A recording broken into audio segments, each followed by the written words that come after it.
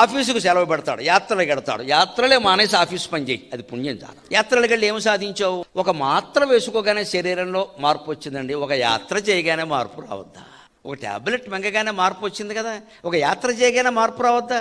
కాశీ వెళ్ళకముందు ఎలా ఉన్నాడో కాశీ వెళ్ళాక అలాగే ఉన్నాడు. బుద్ధి మారలా, అదే కుళ్ళు బుద్ధి, అదే అసూయ వచ్చింది మొదలు. మాకు మొట్టమొదటి దర్శనం దొరికింది, ఇదో అహంకారం. ఇక్కడ నీకు దొరకపోతే ఏమైంది? ఇప్పుడు ఎందుకు చెబుతున్నావు ఇక్కడది? ఒకసారి వెళ్ళావు, ఏ మార్పు వచ్చింది? ఏం మార్పు రాలా?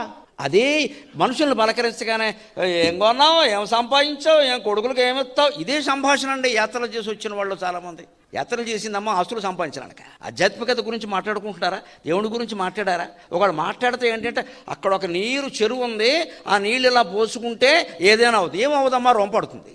ఆ నీళ్లు పోసుకుంటే ఏమవుతుంది? అసలు ఇవాళ చెరువుల్లో నీళ్లు పోసుకునేలా ఉన్నాయి ఈ మహిమలు. లేకపోతే ఆ తీర్థం పట్టుకొచ్చా నువ్వు పుచ్చుకో. ఎందుకు పుచ్చుకునేది? ఈ భక్తి మొత్తం, ఆధ్యాత్మికత మొత్తం ఆచరణలోకి రావు.